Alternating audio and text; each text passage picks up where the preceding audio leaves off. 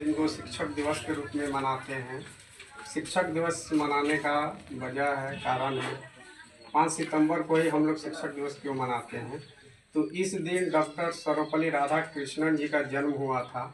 उनके जन्म दिवस के उपलक्ष्य में हम लोग इस दिन को शिक्षक दिवस के रूप में मनाते हैं। वे हमारे भारत के ऐसे व्यक्ति थे, महान व्यक्ति थे, जो पहले शिक्षक बने और बाद में चलकर वो हमारे भारत के प्रथम उपराष्ट्रपति और द्वितीय राष्ट्रपति बने थे। उनका जन्म तमिलनाडु के एक गरीब ब्राह्मण परिवार में हुआ था। वो भी हम लोगों की तरह गरीब थे।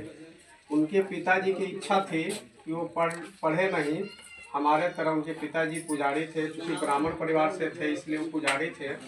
तो वो सोचते थे उनके पिताजी की हमारा जो बेटा है हमारी तरह पूजा पाठ करे, ये ज़्यादा पढ़े लिखे नहीं। लेकिन डॉक्टर सर्वपल्ली राधाकृष्णन जी को पढ़ने का बहुत इच्छा था।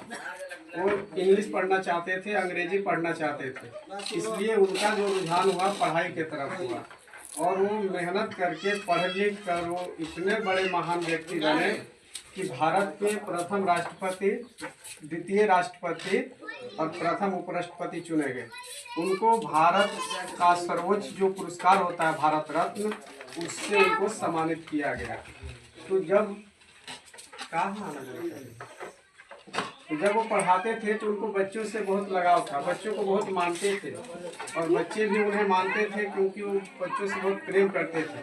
तो बच्चों ने कहा कि सर, हम आपका शिक्षक दिवस, आपका जो जन्मदिन है हम मनाना चाहते हैं। 5 सितंबर को आपका जन्म दिवस मनाएंगे। तो उन्होंने कहा कि अगर मेरा जन्म दिवस मनाना है तो आप लोग शिक्षक दिवस के रूप में मनाइए। इससे सारे शिक्षकों का सम्मान होगा, सारे शिक्षकों को इस दिन सम्मानित किया जाएगा या सम्मान मिलेगा अगर मेरे जीवन को, जन्मदिन को शिक्षक दिवस के रूप में मनाते हो तो इसीलिए हर साल 5 सितंबर को डॉक्टर सर्वपल्ली राधाकृष्णन जी के जन्म दिवस को शिक्षक दिवस के रूप में मनाया जाता है। और हम लोग अपने गुरु को सम्मान देने के लिए, इज्जत देने के लिए ये त्यौहार को मनाते हैं। तो हर वो इंसान जो आपको ज्ञान देता है, शिक्षा देता है, सही मार्ग बताता है, सही रास्ते पर चलने के लिए सिखाता है, वो आपके लिए गुरु है।